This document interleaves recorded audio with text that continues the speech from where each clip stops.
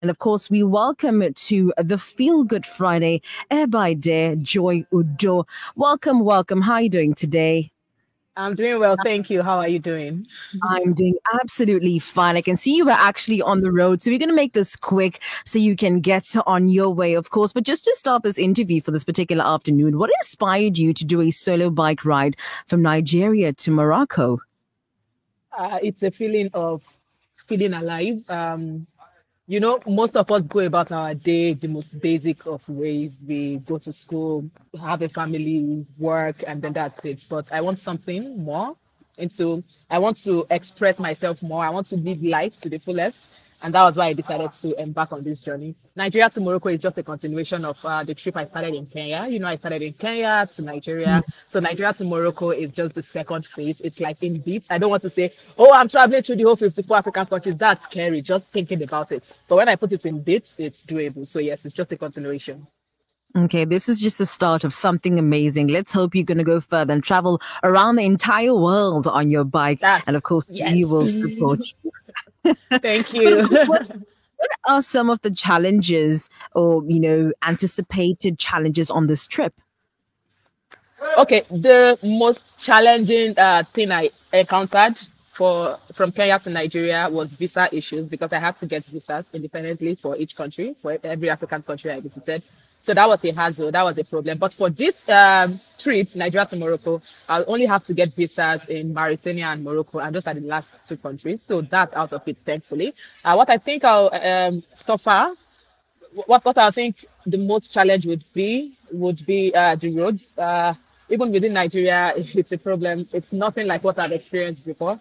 The roads are crazy. I always knew that East African roads uh it's not better than West African roads, but I've applied this road already. I've gone all the way to Sierra Leone in the past, back in 2018, from bus to bus. Of course, I didn't know how to buy a bike and then start riding a bike then.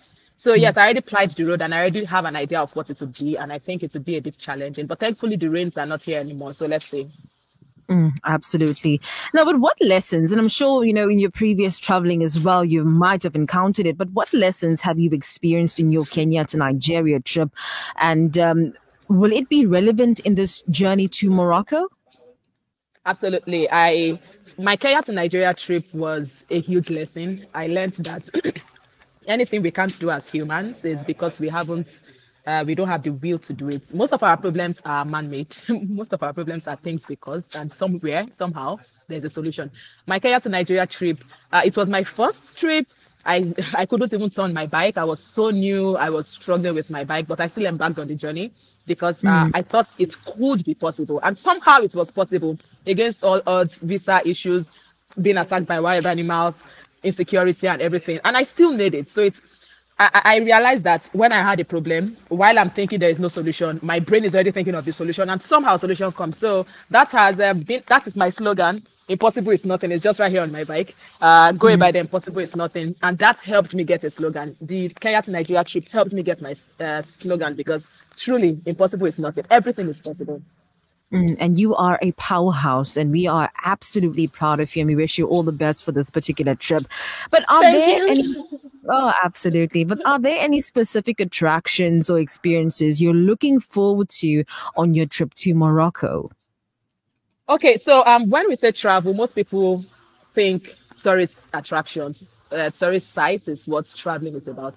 The truth is, if I want to explore tourist sites, I'll take a plane and then I'll go because most of these things are on the internet. Most tourist attractions in countries are on the internet. But my kind of travel, you almost won't find it on the internet. Like what happens on the road, so Mm, my kind of travel is what actually happens on the road, not visiting the tourist sites to another. So I'm looking mm, forward to exploring the roads in Africa, to showing people what it looks like exploring the roads in Africa, not carrying my bike to maybe a museum or something. That's not my travel niche. My niche is yeah. motorcycling and road, yes. So that's what I'm looking forward to experiencing, what each country has in store for me.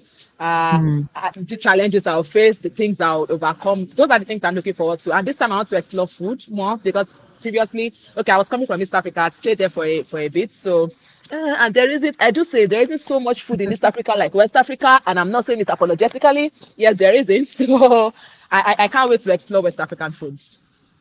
Absolutely. And I think just to end the interview for this particular afternoon, I wish we could speak to you more, but I know that you need to be on your way. But of course, we've learned that you've traveled to, 21, countries, 60 cities in total. What is your most favorite city and why? Okay, favorite city. Should we do country? Okay, city Luanda, country Angola. Angola gave me the most challenge and the most fun. Like in the beginning, I was crying every day, and then when I got to Luanda, oh my God, I definitely have to go back to that country. I had the best and worst experience there. So yes, it's top on the list. It's number one. I had the best experience in Angola. Absolutely amazing. But Ebaide, where to from here? Where to?